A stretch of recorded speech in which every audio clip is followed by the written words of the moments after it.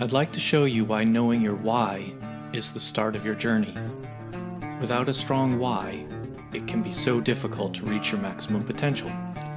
My name is Dr. Jason Ballara, and every week I meet with real estate investors and mindset specialists that are taking action in order to build a life according to their own terms.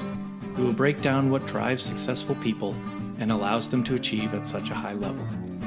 If you are a professional wanting to break through, or simply someone that wants to hear an inspiring story, the Know Your Why podcast is made for you. Hi everyone, I'm Jason Ballara and this is the Know Your Why podcast. Today I'm here with Perry Zheng. Perry, how are you doing? I'm doing well. Thanks, Jason, for having me on the. Yeah, absolutely. Perry is the founder and CEO of Cashflow Portal. It's a real estate syndication software. He lives in Seattle and he owns 6 single-family properties in addition to having started in real estate syndication 3 years ago. So, Perry, I would love it if you could kind of tell us about your background and sort of where you started and where you're headed at this point. Sure. So my name is Perry Zheng. I live in Seattle. I'm currently an engineering manager at Lyft. I've been in the tech industry ever since I graduated, being at Lyft for about 5+ years. Before that, I was a software engineer at Twitter, and then before that, I was at Amazon. I started syndicating about 3 years ago. Did a 172 unit as a lead syndicator, then did a 408 unit also as one of the lead syndicators. Right now we are in the process of closing another deal, and that will bring us to about 800 units total. Okay, that's awesome. So you're still working a full-time job as well as syndicating kind of as your side hustle. Yeah, I think syndication honestly will always be my side hustle. I don't think it fills up all of my time, and I do believe that I don't really identify myself as a full-time syndicator. It's something it's almost like a passion project. Yeah. Oh, that's cool. I think actually I think that's really great to sort of dive into because a lot of people look at syndication and real estate in general as the sort of ticket or pathway to getting out of sort of the regular job. But like yourself, I don't really intend to leave my life as a veterinary surgeon. I enjoy that. So I see syndication as side hustle or a second job, however you want to look at it. I think the idea is to kind of build it in such a way that you can do both without sort of running yourself into the ground. So maybe let's dive into that. What have you done? And I mean, I think doing your first lead syndication on 100, you said 176 unit. 172. Yeah, 172 unit. Yeah, so that's I feel like that's a pretty big deal, for a very first one. So maybe let's talk a little bit about that, sort of how you did that, kind of how that worked for you. I know, and I'm sure you'll get into it, but there are some hurdles or obstacles, for people to get over in the beginning. So let's talk a little bit about it.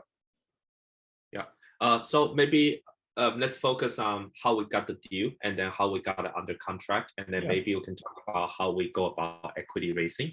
So we joined a mentorship program a year before that. And it took us about 9 months to get the deal under contract, get a deal. And during that time, we underwrote probably more than 50+ deals, made a bunch of offers, got into the best and final at least 5-6 times. And then finally, this is one deal that we got under contract. It helps also to say that we actually did a full cycle syndication, quote unquote, or JV on a 7 unit a couple years prior to that. So we have some experience, this is our second rodeo, but it's on a much bigger scale, right? Yeah. So we have raised some money and buy a 7 unit in Tacoma, Washington, and we sold that and made about 60% profit for our investors in a year and a half. So we have some success with it, but this is a different beast, right? It's agency loan.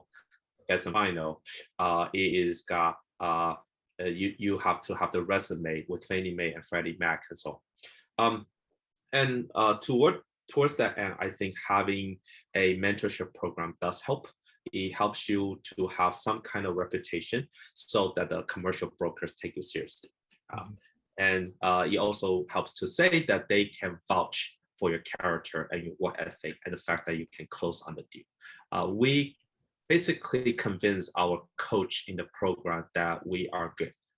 We kept underwriting, we showed them our underwriting, and we do our due diligence. We talk to the property management company to get pro forma. We talk to the tax consultants and so on and so forth.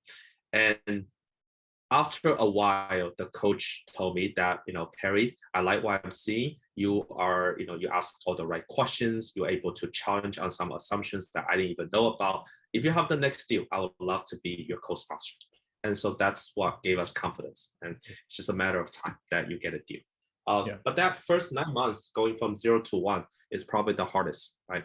With these commercial properties, you don't really do any advertising. You don't send out letters to like owners or anything. It's all through the commercial broker.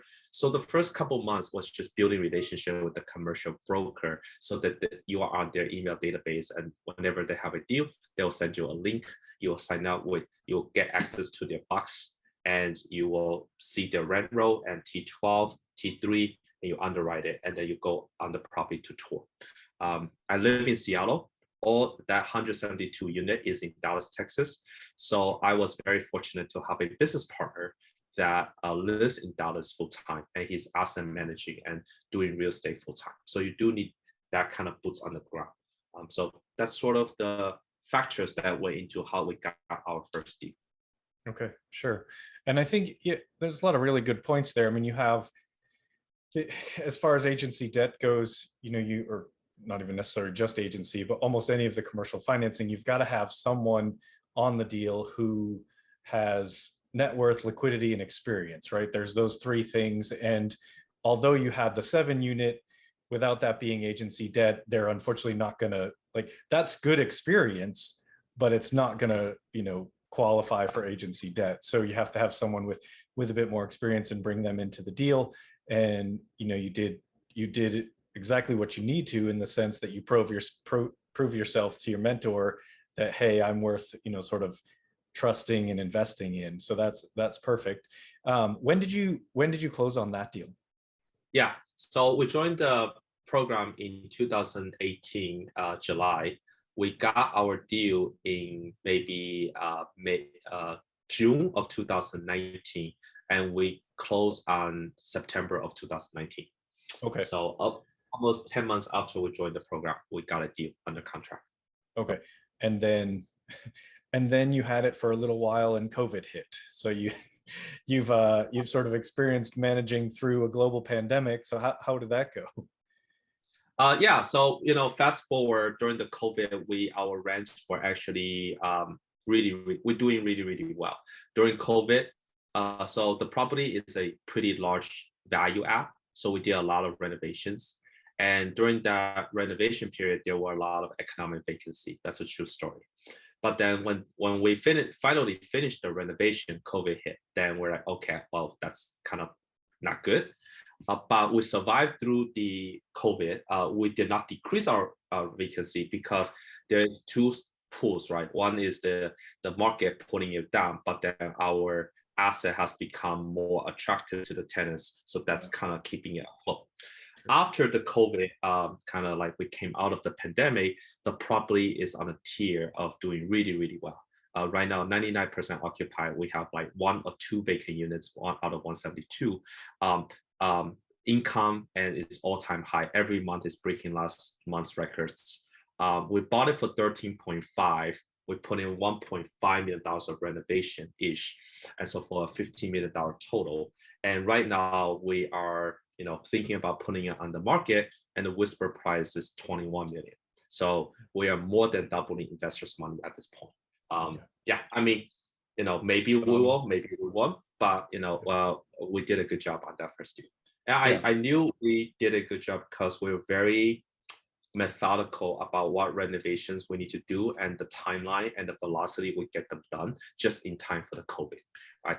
Well, not in time for the COVID, but just in time so that we got to get out, got that taken care of by the time that we wrap up the operations. The timing worked out such that you had most of your renovations done before COVID hit. So that's good. That's lucky. I think that worked out well for you. And I mean, I think, you know, the country has seen that throughout the pandemic, most multifamily has performed very, very well. So whatever, for whatever reason you want to attribute that to, and I'm sure a lot of that has to do with your team's, you know, asset management and the renovations and things like that. And probably some of it has to do with the government pouring all kinds of money into into the economy. So there's lots of good reasons, but you have to make the best of it.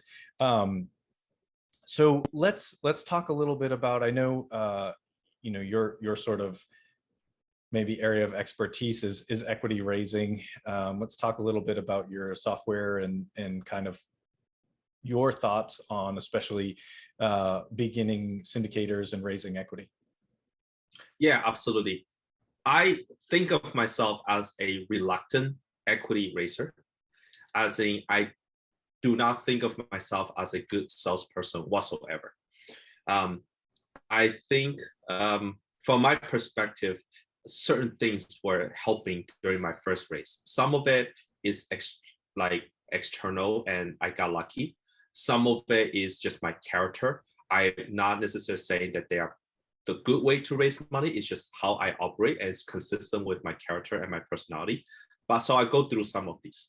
There are still some tips and tricks there. So number one, probably the biggest reason I got lucky was during the time that I was raising equity, Lyft went through an IPO. Lyft went IPO in March or February of 2019. I was actually in Los Angeles during the IPO ceremony. So that was really cool. Then there's a 6-month lockup. So my coworkers or previous coworkers are, you know, over like millionaires by having worked at Lyft for about 3, 4, 5 years at that point. So they have quite a bit of liquidity that they want to deploy. I got lucky, right? So it's especially easy to raise money. Now, it helps that I was a good employee and people trust me, that they can count on that I do what I say I will do. So that helps. The second thing that helps was I have 5 single families at that time. So people knew that I was doing house hacking. So I bought a house, have 5 rooms. I live in one of the rooms, rent out the other 4. I remember one statement made by my friends is, you know, if Perry can live with 4 other housemates, he can make this 172 unit work. And that is a true statement. If it's not doing well, I will personally move to Texas, live in one of the units and make sure everything else got rent out, right? So your underwriting will never be as true as what actually happens in real life. It's more about how you respond to the challenges and the pivots that happen, that arise during the operation of the property that make or break the deal. So you have to care. So that's one statement is if I can live with housemates, I can probably make this work, right? Because there are not that many perhaps high income earners like me who choose to live with in a house hacking property, right? Most of them will buy a nice house in downtown Seattle or not. So I care about financial freedom. I care about like growing wealth. So I will make it work. And the third one is the third one is I've been talking about real estate for some time, starting with single family, then to a 7 unit. Then I joined this group. So for that 10 months, they kept asking me, Perry, you know, how's your multifamily going? You know, did you get any deal? And I said, no, I was so frustrated because we tried to get a property under contract. It hasn't happened. We got a bid. I was telling them all these things just because that's what's happening in my life. And so somewhere along the dinner conversations, they always say, if you have a deal, let me know. I'm interested, right? So in my case, it's usually the other person saying that they are interested instead of me saying that, hey, so those are the 3 main factors. I can also tell you what I don't do. I don't send out an email before I raise money, say, here's what we're doing, here are the images, these are the conference I go to. I don't do any of that. In fact, by the time I raised my money for the first year, we don't even have MailChimp set up. This is back in 2019. We're so like not sophisticated. I was still ECCing people and but then a month later, I was like, okay, I need to get a MailChimp. It's not my character, but I'm going to MailChimp anyway.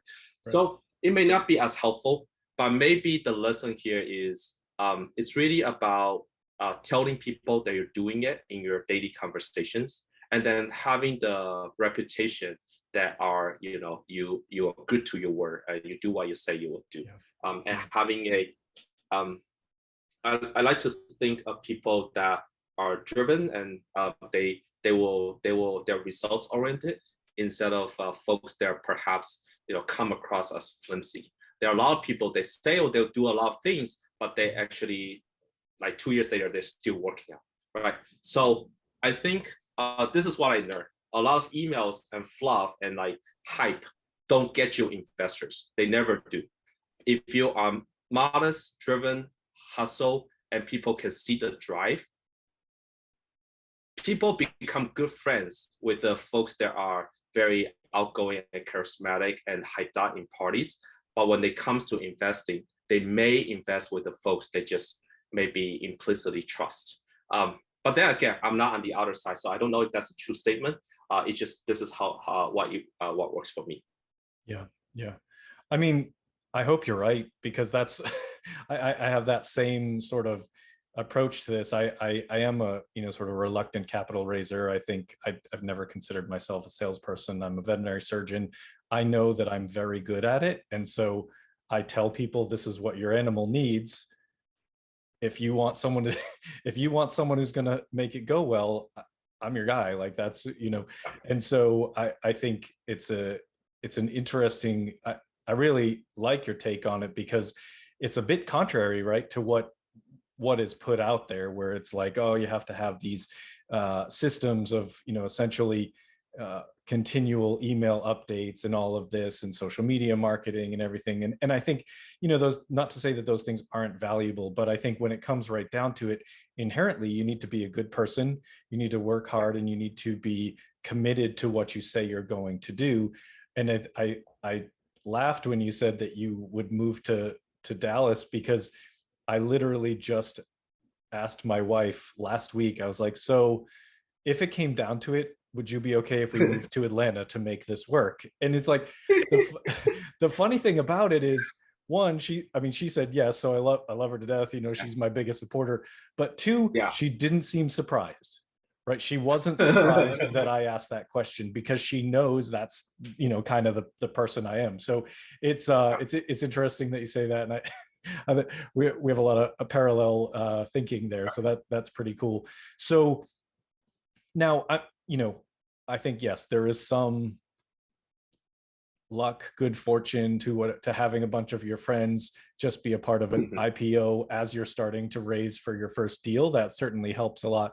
But it's not that's not the only thing, and it's also not your only deal. So unless you are part of another company that IPO'd after that for your second deal, it's not applicable every time. So maybe talk about what else, how it sort of worked since then.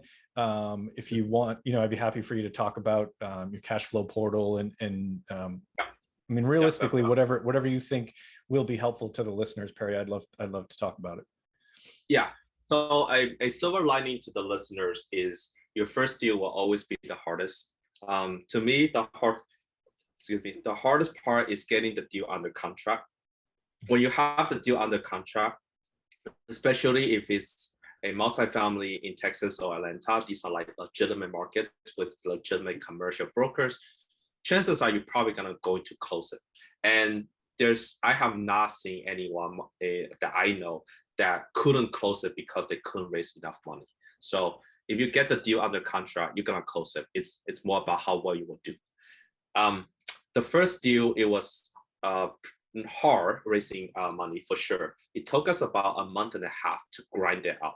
It was a $4.3 million raise. I personally raised about 3.5-ish out of it, but it was a grind. It was pick up the phone, call them, and then sometimes someone would hear that I have a deal for the first time, toward the end, which is not good. But they know me. They're like, okay, I'll give it a try and whatnot. What helped during that time was a Live One IPO. So I also have quite a bit of capital. So I told my business partner that we don't need to bring in another co-sponsor. Worst case, I will I will fund the rest of the down payment. That's fine. Because so there is, I'm pretty risk averse. So I do have like plan B, plan C, and plan D. Plan C is getting another co-sponsor. Plan D is like getting two co-sponsor, whatever. Right. Yeah. So that's a month and a half of grind, and just be prepared for the grind. You're gonna learn a lot of things for the first time. And so the second deal is a 408 unit. It's a $12 million raise. There are 3 syndication groups. So my business partner, Ed, and I are one syndication group, and there are 2 others. Our syndication group, like me and my business partner, raised about $4 million each. And I raised majority of it, since I'm the equity raiser component and my business partner is the asset management manager component. So that was within 48 hours, 4 million, no problem. So 40 hours. So what changed between, we got the deal and then like 9 months later and Liv was not going IPO, right? What changed was that people saw that we did a good job. Even though the deal, during COVID and whatnot, they saw that the business plan got executed. They saw that we communicate well, even though economic vacancy is high, but that's expected because we're doing renovation. So they're seeing this change in the community. We also had a great property management company that we were one of the highest rated C-class properties in Dallas, and we won some award for like one of the best properties in Dallas, right? We turned a property that everybody thought was like really bad, but in a great location, into one of the fully fenced, fully gated properties that everyone appreciates, right? Yeah, so we did well, and people saw that, and so the next time they're like, yeah, I'm in.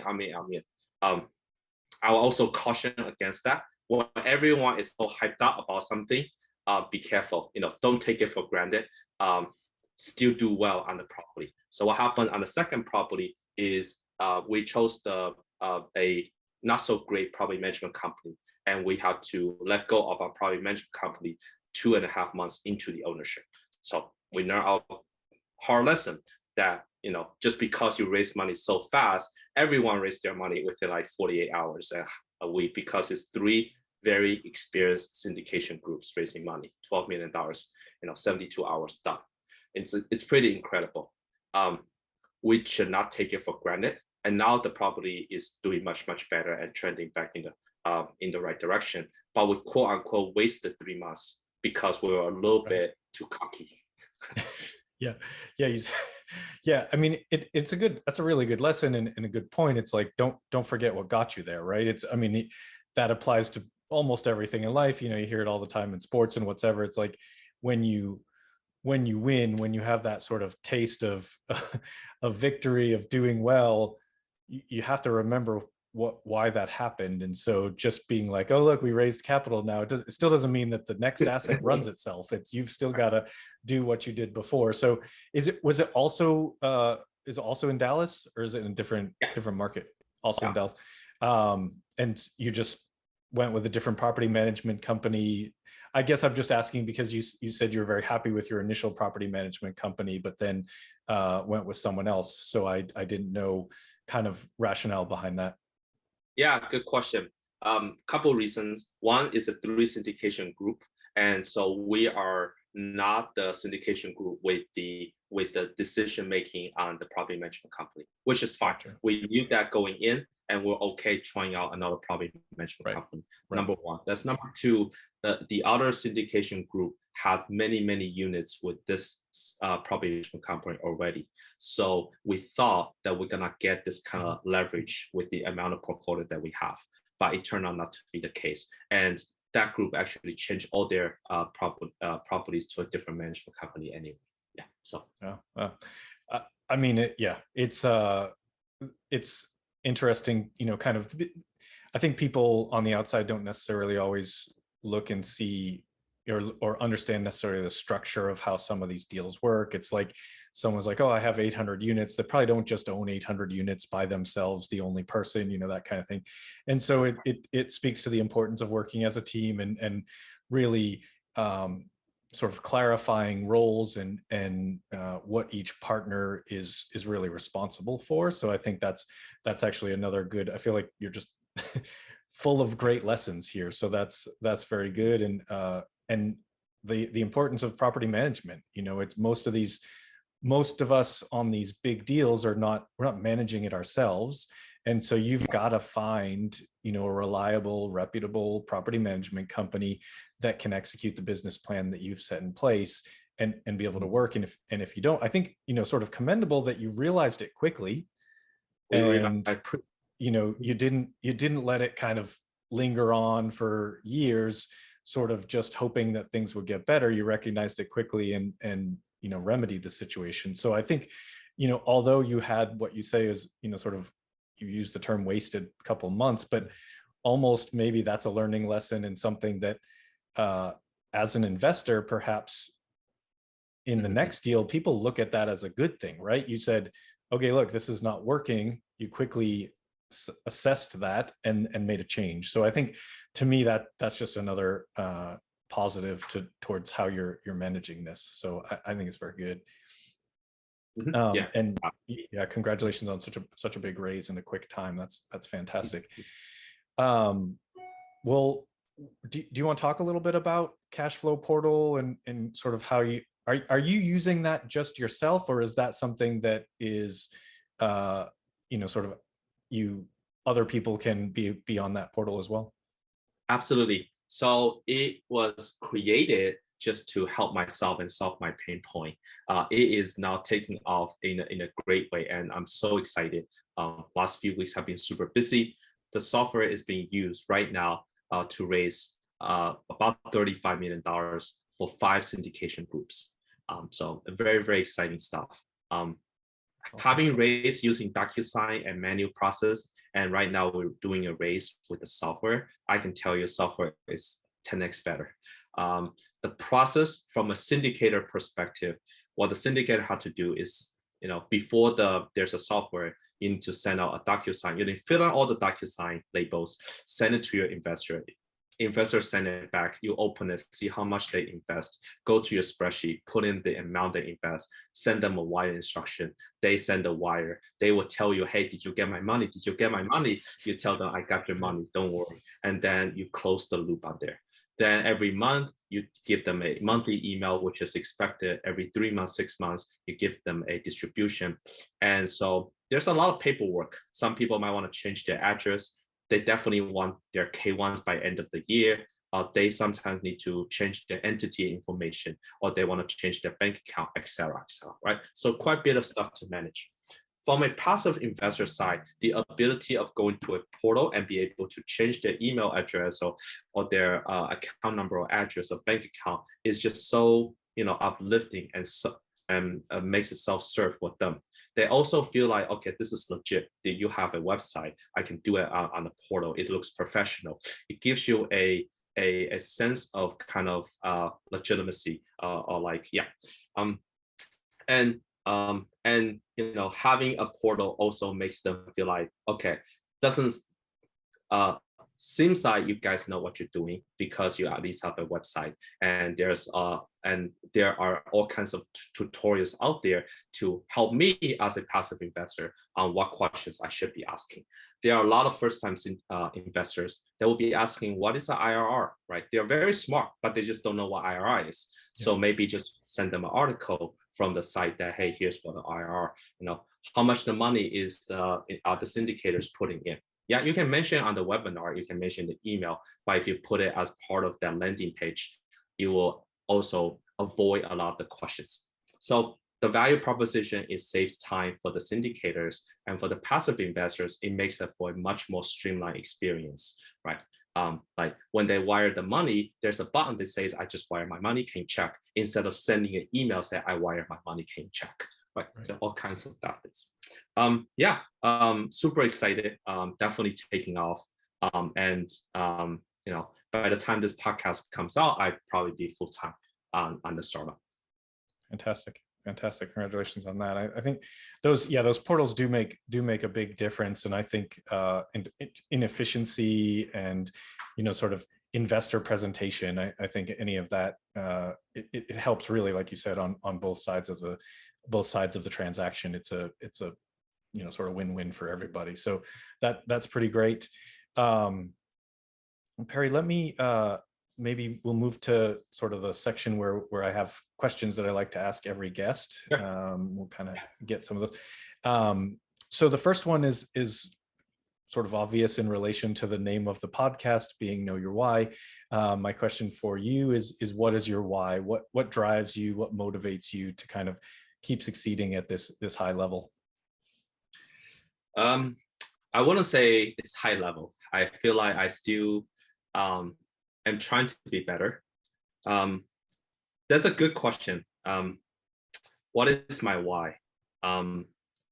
I know I'm very achievement oriented, and I like to go into areas where I have a competitive advantage. So to give you an example, I go into real estate because I think I might be one of the better people with technology background in real estate. And real estate is not that hard when it comes to maybe math or logic or underwriting. But within the technology field, I chose real estate because I think among all the Silicon Valley engineers, not a lot of them actually take the time to buy rental properties, right? They're pretty comfortable with stock.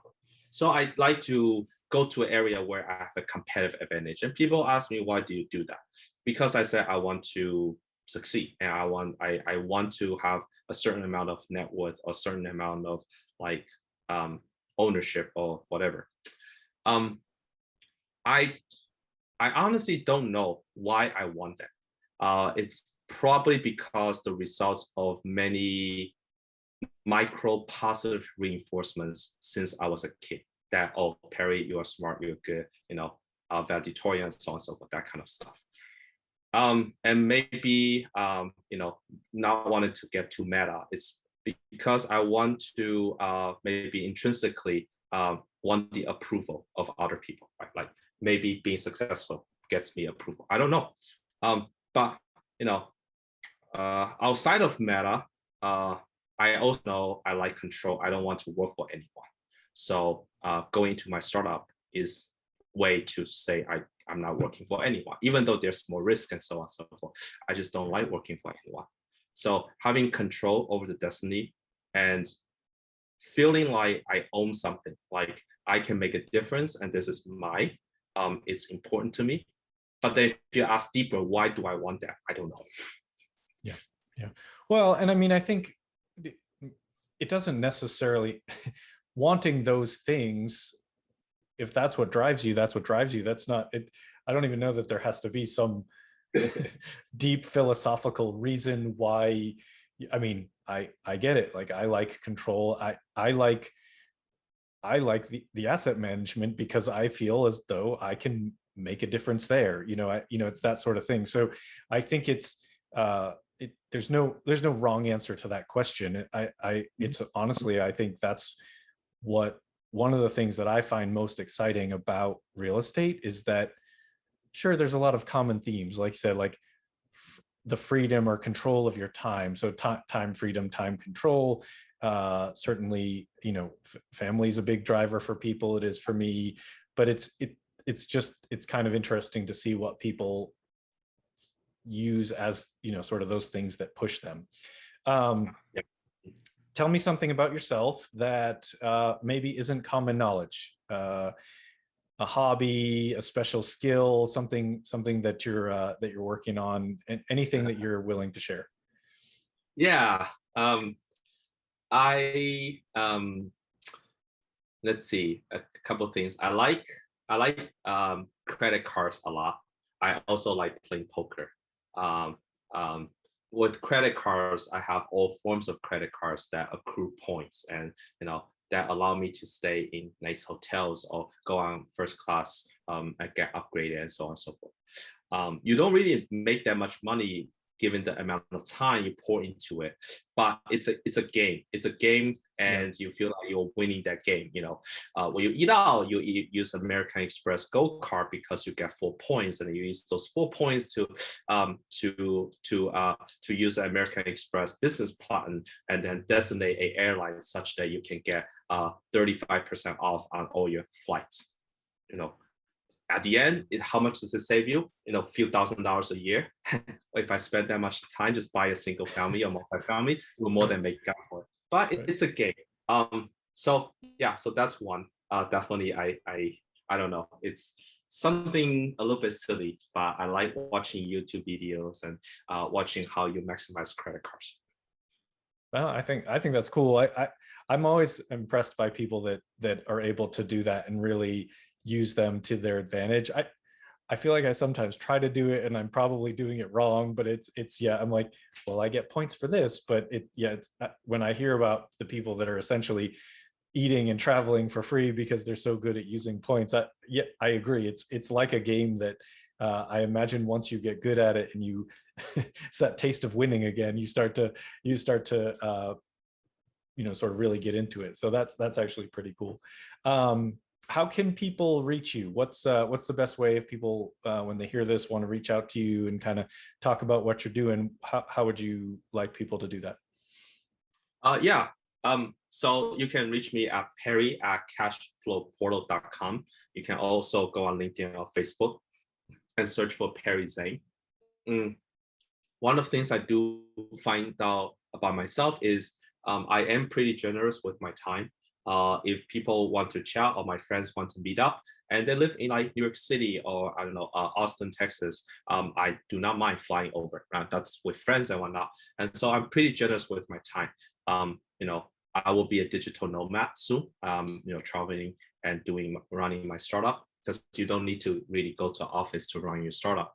So love to chat, love to get to know you and how I can help you. I have asked many people for help before, so I would love to give it back and pay it forward. Fantastic. What piece of advice would you give to people maybe, back in your shoes, back in 2019 when you were getting started? What they see, all that you've achieved, what would you suggest to them to maybe help them follow in your footsteps? Yeah. So you are surgeon. You went through many years of schooling to get where you are. You have a lot of grit. You have determination, and you're doing this, real estate stuff as a side hustle. So I have kind of two pieces of advice. One is don't feel like you have to quit your job to do real estate in order to. Don't use real estate as a way to get out of your job, right? And then this also applies to business ventures and startups. If you're not willing to work 80 plus hours a week by working on your W-2 job and your startup at the same time for at least maybe 6 months to a year, then you're probably not passionate about your startup enough, period. I don't know how other people do it, but people are like, oh, I'm going to quit my job and start a company. No, you don't know the next 1 year your startup is going to make nothing. And yeah, the same thing with real estate. I'm gonna quit my job so I can do flips full time. No, do a flip while you have the job, then do another one, and then do another one, and then quit. And so in my opinion, there may be some people they're actually not good operators, and they just use real estate as a vehicle to get out of their current situation. The world do not need those syndicators. Right. Yeah. And so if you are very successful as a syndicator and that's making more income than your W-2 job, by all means go audit. That's fine. Right. But don't be like, oh, that's your way out of your W-2 job. It will not make you happy. So yeah. That's one advice that I'll give. Yeah. And then the second one is you greatly underestimate what you can do in 5 years. I started my first single property in 2016. Now it's 2021, or maybe I bought it 2015, so 6 years. There's no way back in 2015 when I bought the first condo that I thought I'll be syndicating 6 years down the line. You do not have any idea. So take it 1 month at a time, just do the next thing. You'll be surprised how much you can achieve in 6 years. But don't take it for granted because it could all go away. So be paranoid. Be also don't be like, wow, time is running short. No, you might overestimate how much you can achieve in the next couple months, but there's this beautiful thing called compounding. Just keep working on it. Your skill set also compound. So keep grinding. Yeah. that's fantastic advice. I do love that. I think it's true. You probably think you can get a lot more accomplished in the beginning because you don't know what you don't know. You don't know what the hurdles are going to be. You think it's going to go quick. And so people that want it to go quick and aren't willing to stick it out are going to be out pretty quick.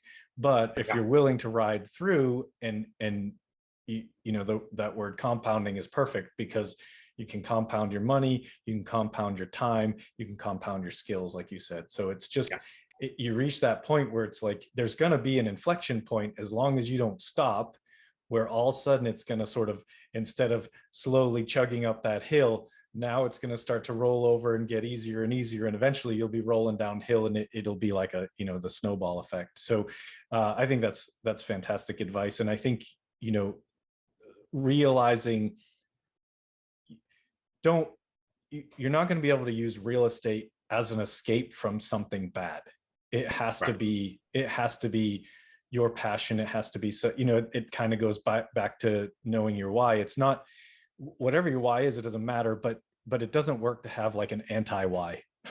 There's no, you're not, just trying to escape badness it's not trying to escape your own unhappiness, whether that's with a job or your life or whatever. That's not necessarily going to get you anywhere. You have to figure out what your passion is and what's going to drive you. So all great advice, Perry. This was awesome. I actually really appreciate it. I think virtually everything you said is helpful, valuable, actionable pieces of information for people. So thank you so much for coming on the show. Thank you for having me, and thanks for the compliment. Appreciate that. Yeah, absolutely. All right, well, with that, we'll end it. Have a great day, everyone, and thank you again, Perry.